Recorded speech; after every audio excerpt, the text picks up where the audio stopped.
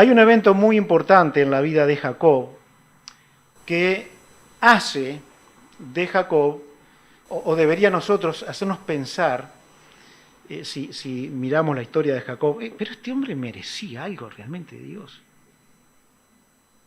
Este hombre en realidad era peor que yo. Ya está, se me terminó la humildad, ¿no? Pero cuando miramos la vida de Jacob, pero Dios va a usar a esta persona. ¿Qué puede hacer Dios con este barro, solo barro? ¿Qué puede hacer Dios?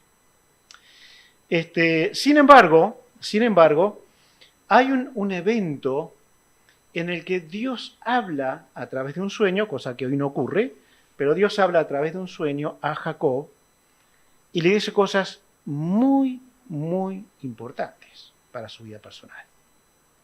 Muy importantes. Dios relata en los primeros 5 libros del Antiguo Testamento, el Pentateuco, pero relata en el primer libro, en el Génesis, cosas muy, muy interesantes, muy importantes que marcan y deben marcar la vida de un cristiano, como lo hizo para el pueblo de Israel.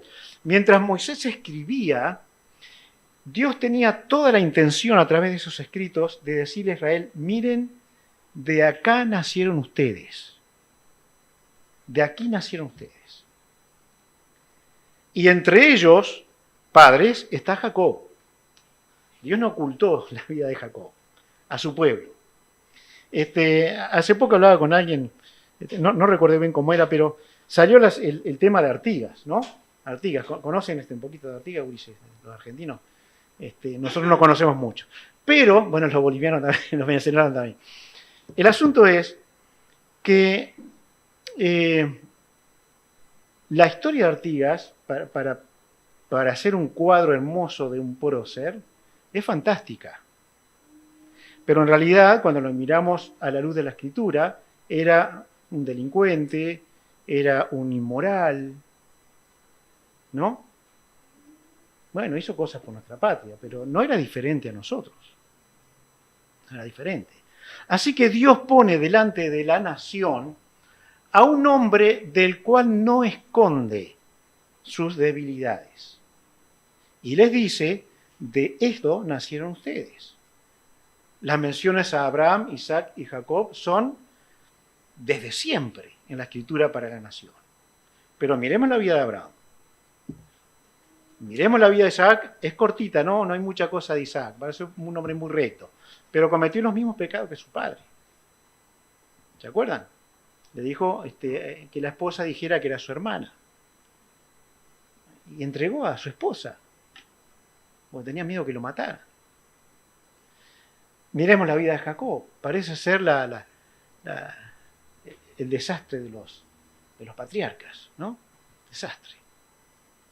Pero Dios le estaba diciendo, de aquí nacieron ustedes. De aquí. Pero se muestra Dios. La gloria no es para el hombre, es para Dios. Ya había relatado Moisés la historia de la creación. Y allí comienza la historia de la redención, de la necesidad del hombre de un Salvador. Dios pone bases firmes porque es Dios creador. Dios pone bases firmes acerca de la justicia. Dios juzga justamente al piadoso como lo hace con el pecador. Dios comienza a arrimar límites a esos hombres con las leyes y los mandamientos. Cada vez que el hombre necesitó de Dios, aún sabiéndolo, disparó de Dios. Dios se acercó siempre a él. Esa es la historia de la redención. Dios se acerca al hombre. Ya pasó el pecado del Edén en este escrito de Moisés. Ya había en la tierra asesinos, adúlteros, vengativos, depravados. Ya nacieron los idiomas. Me gustó la versión que leíste. ¿Cuál era? ¿NBI? NTV. Deja muy claro algunas cosas. Cuando dice si hablara todos los idiomas diferentes, es eso nada más, no crean que otra cosa cuando leen lenguas, es eso, son idiomas conocidos. No conocido para el que lo hablaba, porque Dios se lo daba como un regalo. Pero los idiomas nacen allí, en la confusión de la Torre de Babel. El hombre, por orgullo e idolatría, había creado una gran torre y Dios castigó eso. Ya se había inundado la tierra como castigo de Dios al mundo. Ya sacó Dios, cuando escribe Moisés, por misericordia a Abraham de la tierra de idolatría. Ya pasamos, cuando escribe Moisés, Sodoma y Gomorra, que es el castigo a la más profunda perversión sexual a la que estamos llegando en nuestro tiempo. A la que estamos llegando en nuestro tiempo. Pasamos por las promesas a Abraham, que se cumplen en Isaac, y estamos pasando, si quieren vengan los viernes, por las mentiras sistemáticas de Jacob y su madre, por el desprecio de las bendiciones de Esaú y la victimización a Isaac, su padre. Estamos ahí, dejando ese panorama. Y allí está metido como una cuña en la historia Jacob. ¿Quién es Jacob? Un referente, un padre de la nación. Un padre de la nación. Abraham, Isaac y Jacob. Así que, ¿podrá Dios bendecir a Jacob? ¿Podrá Dios tomar a este hombre y ponerlo como padre de su pueblo que nacería? De hecho, el relato que encontramos en Génesis 27 y 28,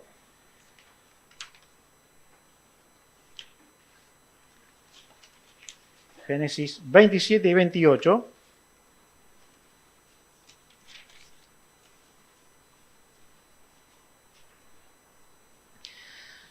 en el capítulo 28, lo veremos ahora,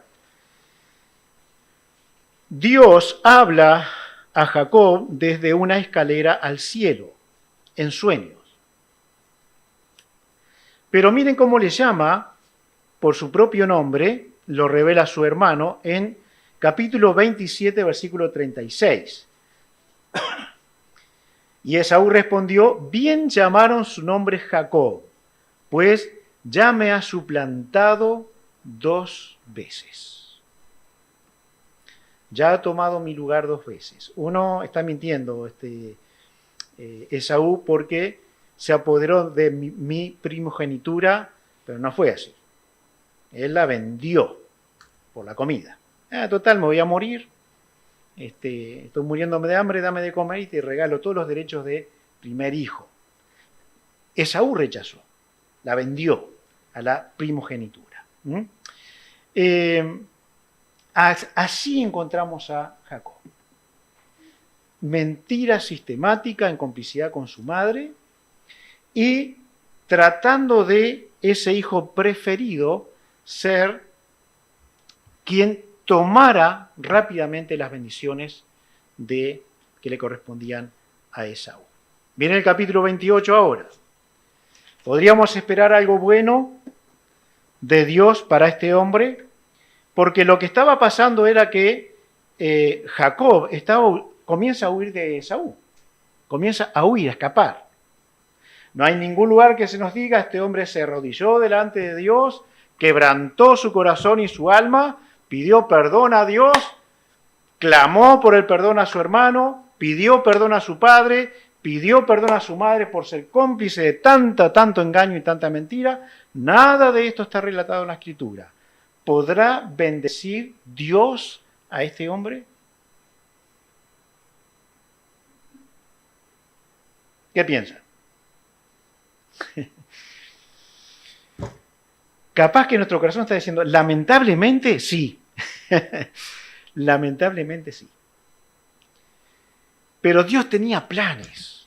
La redención del hombre no depende del hombre. Para que un hombre sea redimido necesita saberse en la miseria mayor, condenado para siempre. Si no, no puede haber redención. No puede haberla.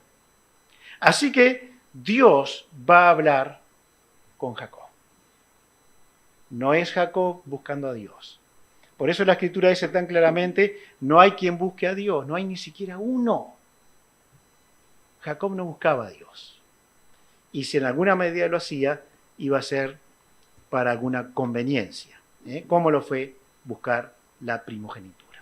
Bien, entonces vamos al capítulo 28, versículos 10 en adelante.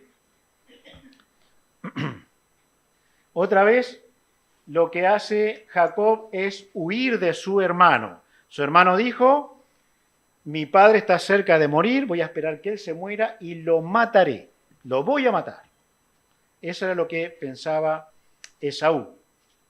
Lo que Esaú tampoco tuvo fue la sinceridad de decir, papá, tenías que haberlo bendecido a él, está bien, porque yo le vendí mi derecho de primogénito. Tendrías que haberlo hecho. Jacob tendría que haber ido a su padre a decirle, papá, perdóname, pero yo mentí.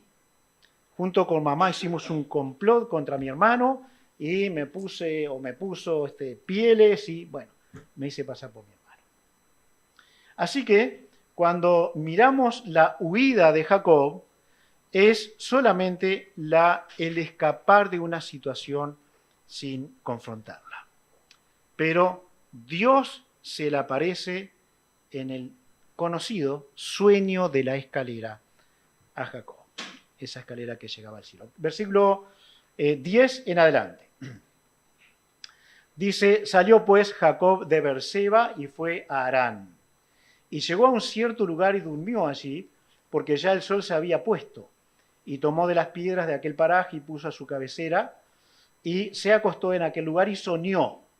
Y aquí una escalera que estaba apoyada en tierra, y su extremo tocaba en el cielo.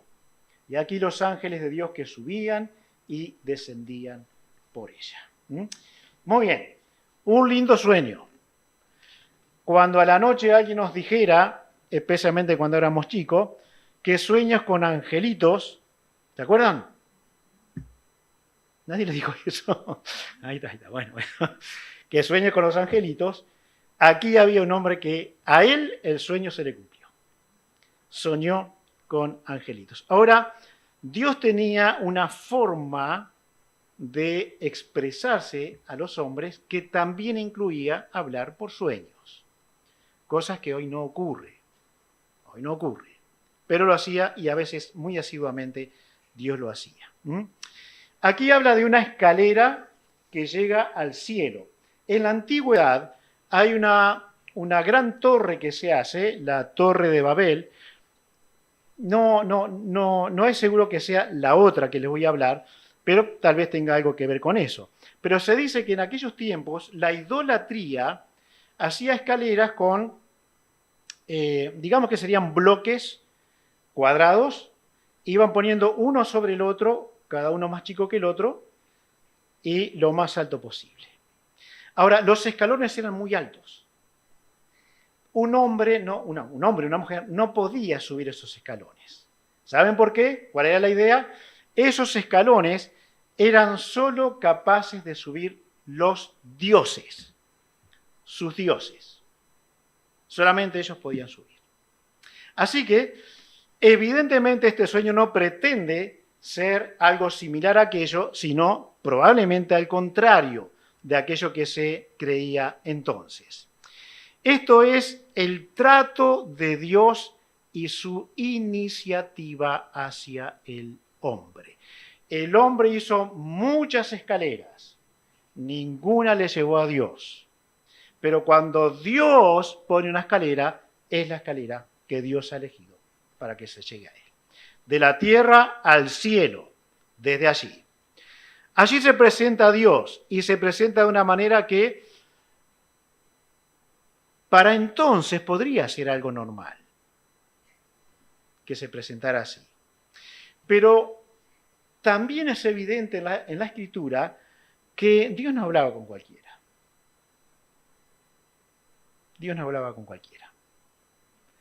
Cuando Dios habla con Jacob, Él se presenta con toda su gracia y con toda su misericordia para decirle, yo soy Jehová. ¿Recuerdan cómo lo escribe Moisés? Yo soy el que soy, hablando de su eternidad, de su presente continuo, para siempre. Dios se presenta así. Ahora imaginemos nosotros una nación que recién nace y comienza a leer de parte de Moisés, de parte de Dios a través de Moisés, estos escritos. Y descubre así que Jehová es el creador.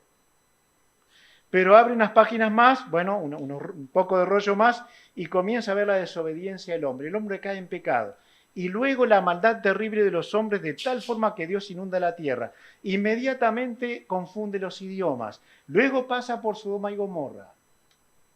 Luego pasa por las mentiras de Isaac, bueno, de Abraham, algunas de Isaac.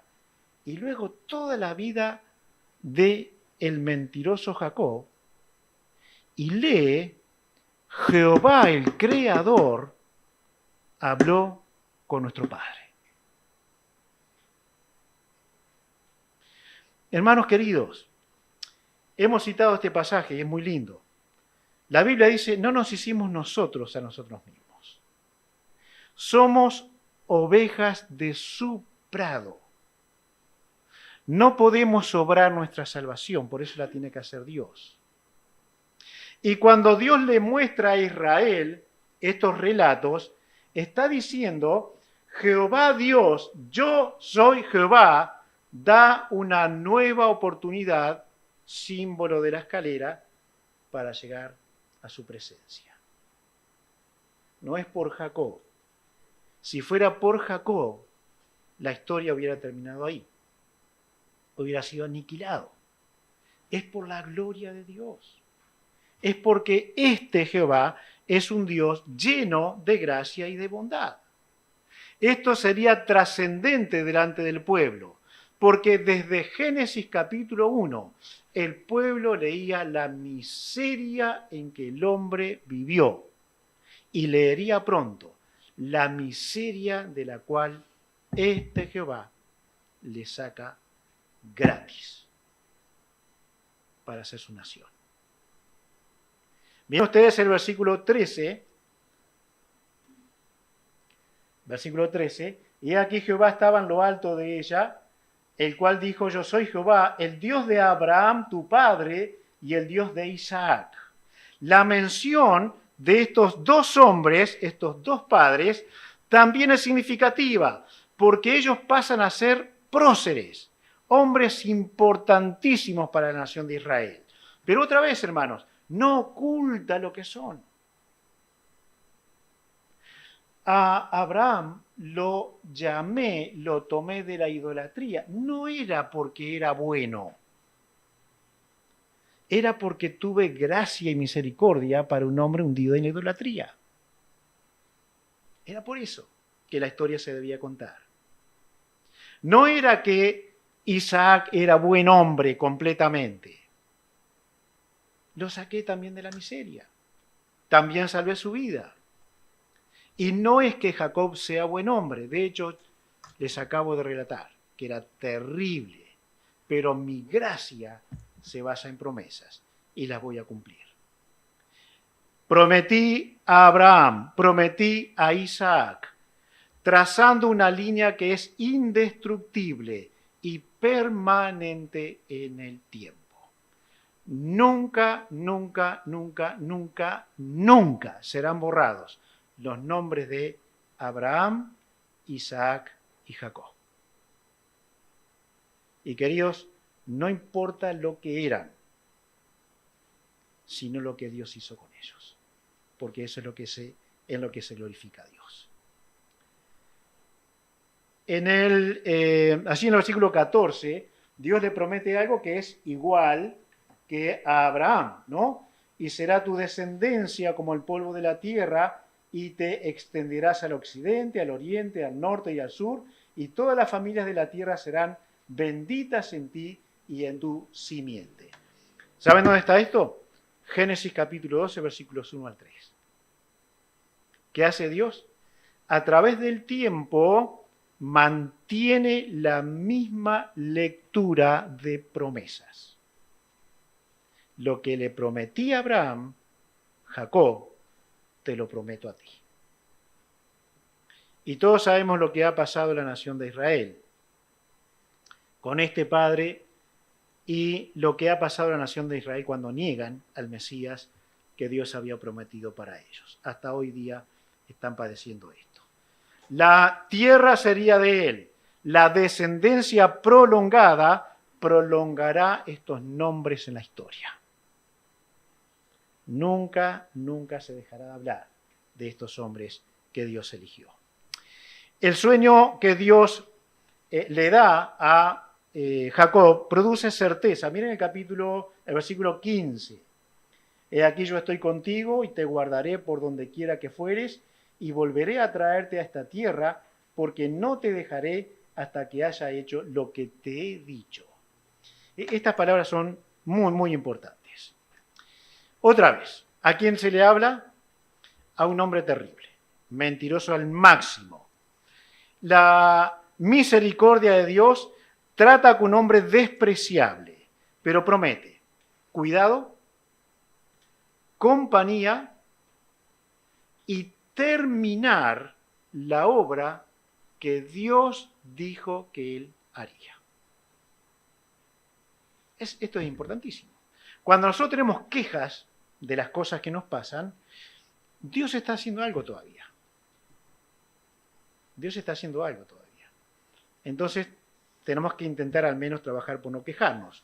Sin embargo, cuando hay adversidades, hay luchas, hay pruebas, hay dificultades, hay enfermedades, hay problemas de diferente índole, Dios está haciendo algo.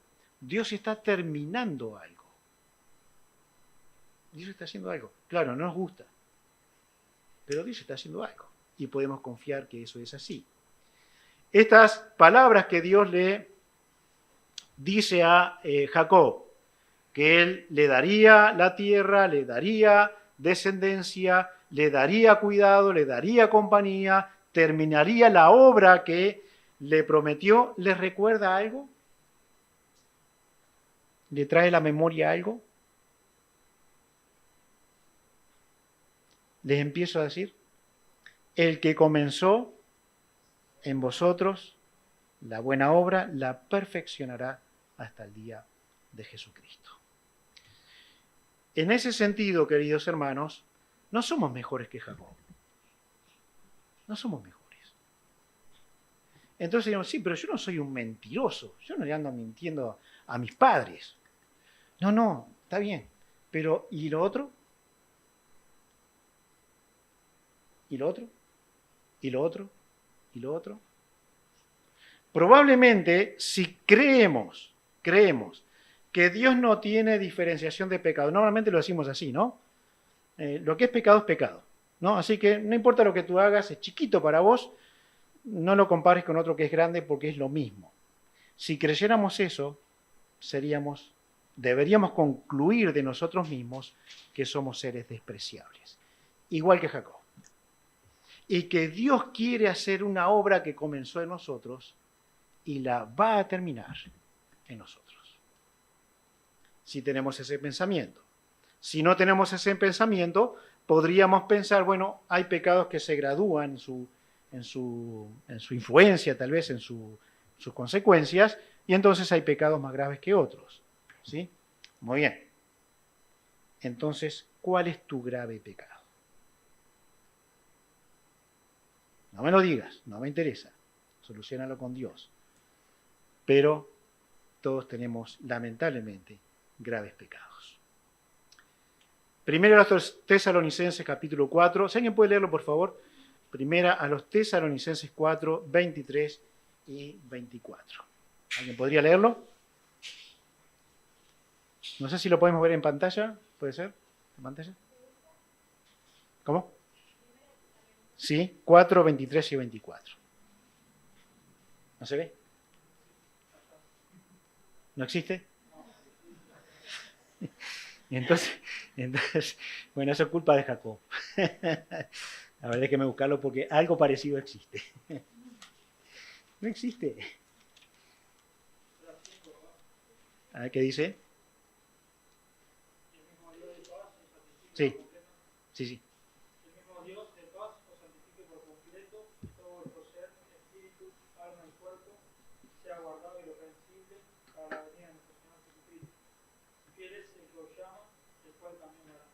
Muy bien, gracias. Él lo hará. Él está haciendo algo. No es que no está haciendo nada. Está haciendo algo. Y seguramente Él quiere terminar una obra que comenzó en nosotros. Bueno, hay sueños que son lindos. Hay sueños que son pesadillas. ¿Quién no ha tenido alguna pesadilla, no? Aquí tenemos un encuentro real con Dios que cambiará la forma de ver la vida cristiana que Dios quiere de nosotros, la vida que Dios quería de Jacob. Podríamos decir, este es un momento cumbre en la vida de Jacob. Dios está hablando con él. Dios está hablando con él. Recién lo vimos borracho, drogado, mintiendo, mujeriego, lo vimos ahí y ahora Dios le está hablando. Cosa rara que es esto, ¿no? Cosa rara que es esto. Tenemos que ver también la obra del Antiguo Testamento en una forma distinta del Nuevo Testamento. El Nuevo Testamento hace efectiva una transformación en nosotros que debe verse creciente cada día. Debe verse creciente, es una obligación cristiana. Eso no quiere decir que somos libres del pecado, de ningún pecado, pero quiere decir que hay una conciencia mucho más profunda que en el Antiguo Testamento acerca de lo que es el pecado. Este hombre con una vida terrible, inmunda, orgulloso, pretencioso y deliberado en sus propósitos insanos. Este Jacob quería ser un hombre prominente y no importaba cuáles eran los medios por el cual llegaría a eso. Pero Dios se le aparece en sueños, en esa escalera. Algo más que podemos ver en este pasaje es que Dios afecta la percepción que tiene Jacob de Dios en el versículo 16 en adelante. A veces ocurren cosas en la vida de las personas.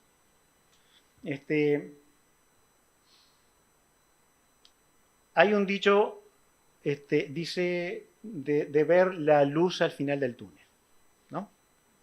Ver la luz al final del túnel. Bueno, cuando yo quise conocer el túnel que se hizo en Avenida Italia, yo pensé que iba a ser un recorrido bien largo, pero ni siquiera entré al túnel y ya veía la luz del otro lado. Yo pensé que era más largo. Ya se veía la luz. No me causó mucha impresión.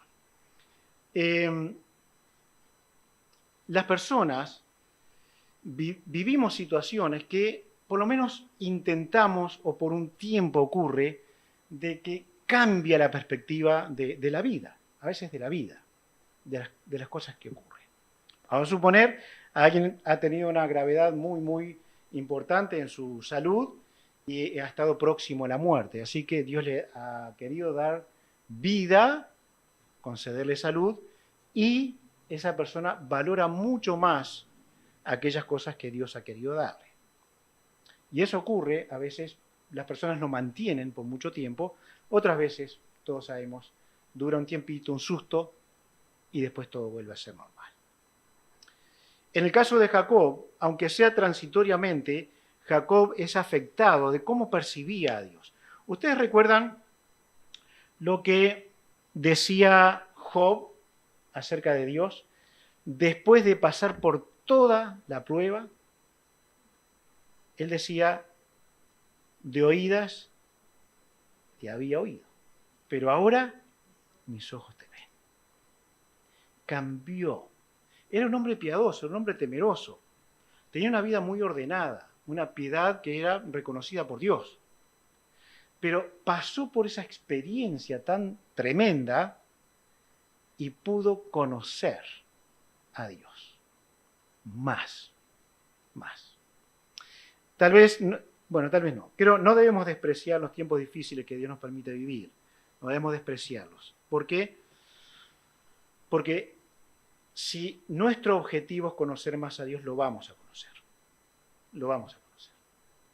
Dios se va a dar a conocer mejor a nosotros de lo que lo conocemos ahora. Versículo 16. Y despertó Jacob de su sueño y dijo, ciertamente Jehová está en este lugar y yo no lo sabía. Yo no lo sabía. Jesús dijo, yo estaré con vosotros todos los días hasta el fin de los tiempos. Miren, ¿alguna vez se han dicho a sí mismo, no veo a Dios en esta situación? Bueno, se está mintiendo. Si dijo eso, está mintiéndose. Eso es una mentira diabólica. Porque la promesa de Jesús es firme. Dios va a estar. Cristo va a estar. Lo que hizo Jacob, y aún quedaba muchísimo para experimentar, pero él estaba huyendo de la situación, y huir de Dios para ignorarle nunca será el bien. Él estaba escapándose nada más. Solo estaba escapándose. Y fue encontrado por Dios en el medio de la nada. Pero la realidad es que se estaba escapando. Y por supuesto que no iba a hacerle bien. Así que repetimos a Job, de oídas te había oído. Los discípulos decían que la gente comentaba que Jesús era Elías, Juan el Bautista, resucitado, ¿no? Y otras personas. Pero Jesús le hizo una pregunta a los discípulos, a los apóstoles. ¿Qué les preguntó? ¿Qué dicen ustedes que soy? Lo que diga el mundo ahora no me importa. A ver, ustedes, ¿qué dicen que soy? Y Pedro respondió, tú eres el Cristo, el Hijo del Dios viviente. La pregunta que tenemos que hacernos ¿es este el que conocemos? ¿Es este al que conocemos? Por un momento, Job subió del barro al oro con el trato de Dios. Él podía decir ahora, te conozco un poco más. Y aunque las palabras del Nuevo Testamento él no las podía decir, podían equivaler con mucha fuerza a aquello de que tú eres el Dios Redentor. Dios está aquí. Dios está aquí. Este lugar es un lugar de asombro, porque Jehová está en este lugar y yo no lo sabía. Yo no lo sabía. Así que Jacob seguramente huía de la presencia de su hermano, pero creía que podía escapar de Dios. Y eso es imposible. La presencia de Dios, de Jehová, produce miedo. Debe producir miedo, entre otras cosas. Versículo 17, y tuvo miedo y dijo, cuán terrible es este lugar. No es otra cosa que casa de Dios y puerta del cielo.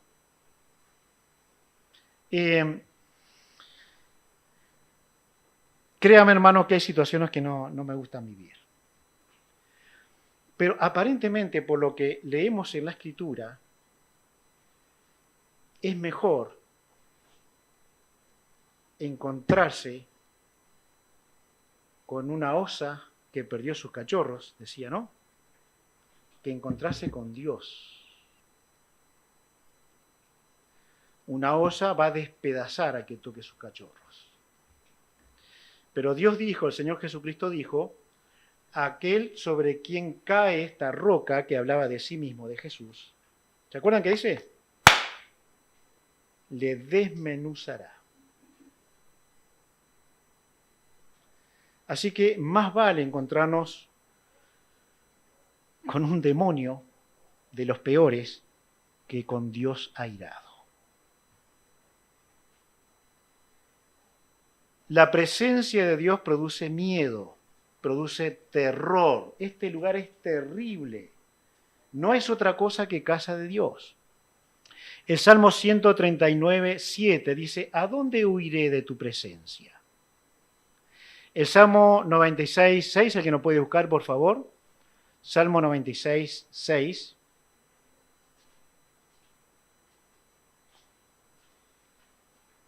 ¿Alguien puede leerlo?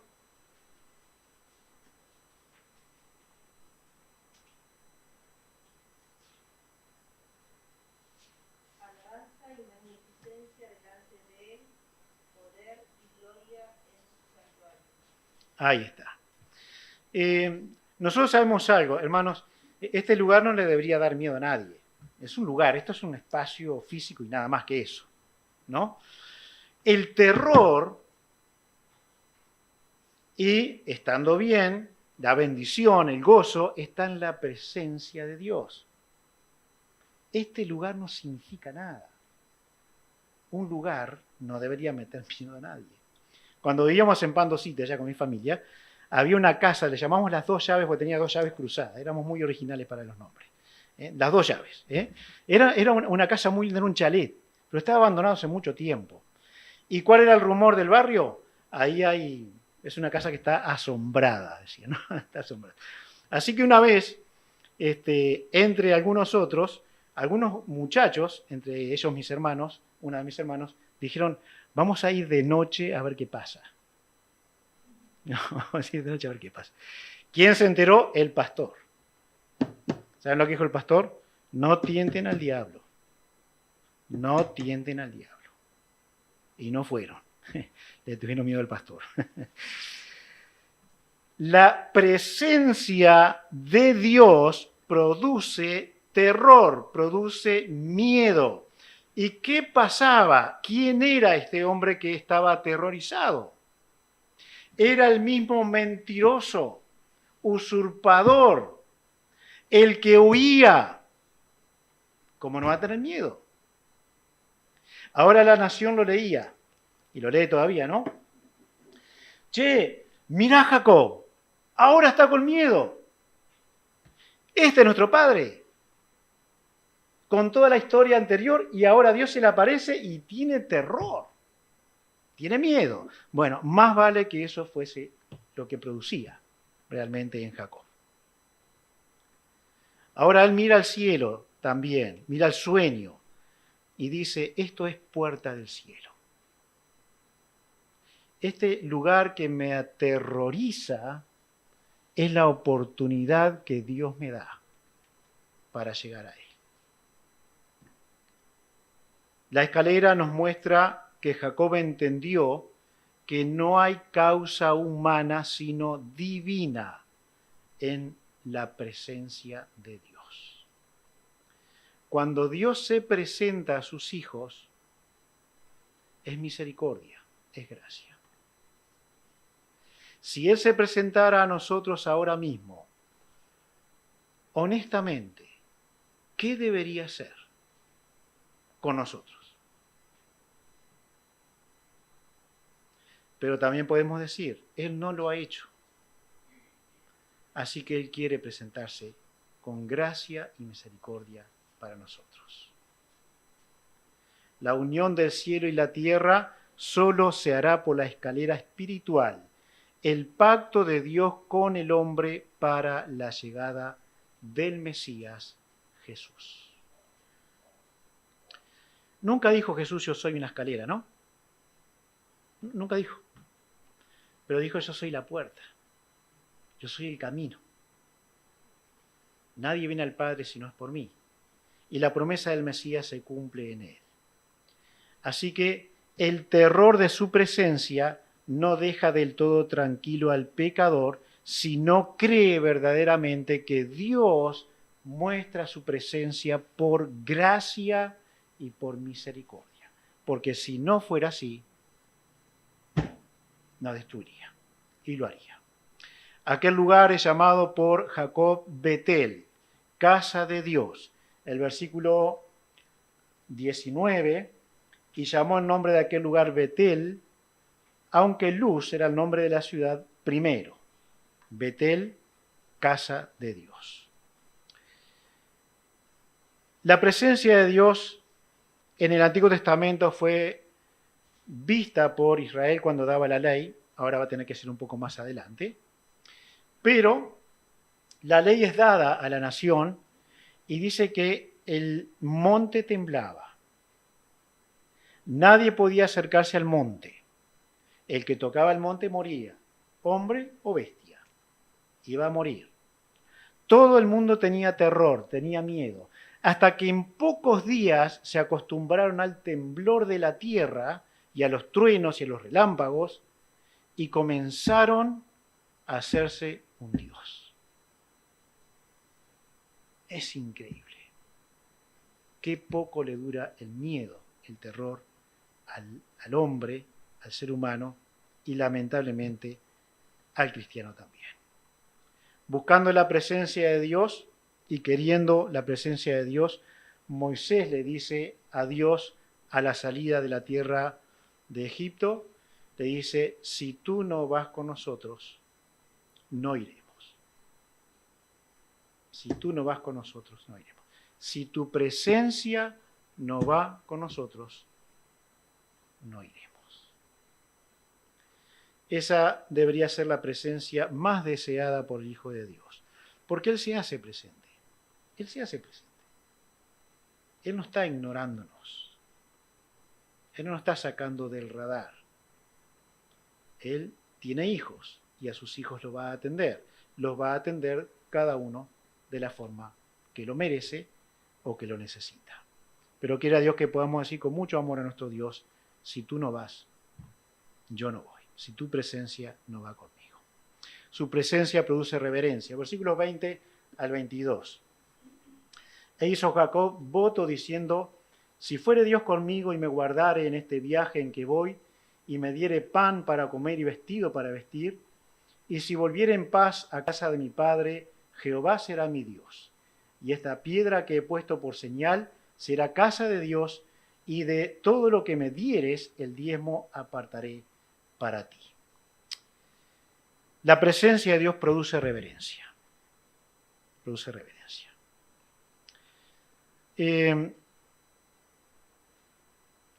La reverencia no es en sí mismo la solemnidad. La reverencia es el respeto y el temor a Dios. Eso es lo que es la reverencia. Las personas pueden ser muy reverentes en lugares incluso donde se están divirtiendo. Pueden ser reverentes a Dios. La solemnidad por sí mismo no es ser reverente, pero habla de ella. Aquí él hace votos. Y estos votos toman un camino muy firme en la vida de Jacob. Ahora, en el Antiguo Testamento y también en el Nuevo Testamento encontramos promesas o votos que son un abuso de las promesas que podemos hacerle a Dios. La discusión aquí que se ha levantado es si Jacob aquí estaba tratando de mover el brazo de Dios para decir, bueno, yo te condiciono. Si tú haces esto, esto y esto, entonces tú serás mi Dios y además de esto te voy a pagar los diezmos. Pero los que saben dicen que el hebreo no tiene esta idea. No tiene esta idea de que él estaba abusando de un voto. Por el contrario, lo que estaba haciendo es, no sé si voy a decir exactamente las palabras adecuadas, pero vamos a mirar una forma un poco grosera para que podamos entenderlo, ¿sí? Según la gramática hebrea, lo que hace Jacob deja comprometido a Dios a lo que Dios dijo. A lo que Dios dijo. Entonces, mientras tú me vas dando estas cosas y tú eres mi Dios y tú estás siendo mi Dios, entonces yo voy a tomar de todo lo que tú me des y voy a entregarte a ti. ¿Por qué? Porque tú estás siendo mi Dios y tú estás actuando de la manera que lo has prometido. Estas cosas, hermanos, no ocurren hoy. ¿No hay sueños? Bueno, hay sueños. Pero Dios no nos va a hablar a través de los sueños, sino fácilmente ponemos la escritura a un lado y nos ponemos a soñar. Pero sí los principios quedan. Dios habla con nosotros. Su presencia está con nosotros. Él quiere ser... ¿Vieron cuando dicen de los padres, un padre no presente? ¿No? Bueno, Él quiere ser un padre presente, que esté. Y Él quiere cubrir nuestras necesidades. Y lo quería hacer con Jacob. ¿Por qué? porque Dios había comprometido su palabra con su abuelo y con su padre. Y volvía a reiterar la promesa a este mal hombre Jacob. Mal hombre Jacob. Ahora, ¿tenemos promesas nosotros? ¿Tenemos promesas en el Nuevo Testamento? Muchas, ¿verdad? Bien. ¿Somos buenos hombres y buenas mujeres?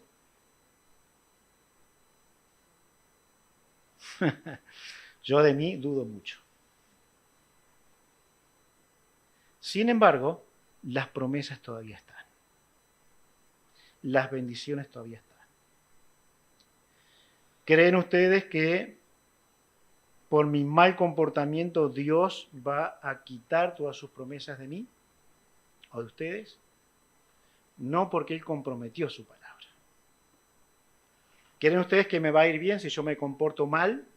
No, va a haber consecuencias. Pero eso va a quitar las promesas de Dios, va a quitar la eternidad de Dios para mi alma, para mi vida. No está en la Escritura eso. Dios es fiel a lo que Él se ha comprometido. Pero cuanto más cerca de Dios estemos, cuanto más Dios hable de verdad a nuestra alma, hermanos, va a haber más terror en nuestro corazón y va a haber más temor, más reverencia en nuestro corazón. Si no hay temor y no hay reverencia, creo yo, hermanos, no es porque Dios no se haya acercado a nosotros, es que nuestros corazones se han endurecido delante de Dios. Así que, piqueta, punta, maceta, a romper corazones. Y eso lo hará la palabra de Dios. La Biblia es cual martillo que parte la roca en dos. Cantamos con los niños. Y la palabra es lo que hace eso. Lo que parte el corazón hasta humillarlo, hasta lo impensado, para de allí volver a levantarnos de una buena manera. Nuestras almohadas podrían ser rocas y nuestra cama podrían ser las piedras.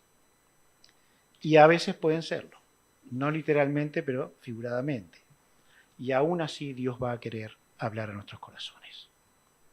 Aún así. ¿Por qué? Porque Dios habló a un hombre tan malo como Jacob, y yo que le voy pisando los talones, si no me adelanté ya, Dios quiere hablar conmigo también.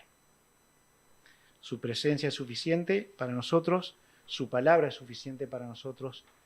Quiera Dios que podamos experimentar un poquito lo que Jacob experimentó. Aún comportándose mal, escapando de sus responsabilidades, Dios habló con él.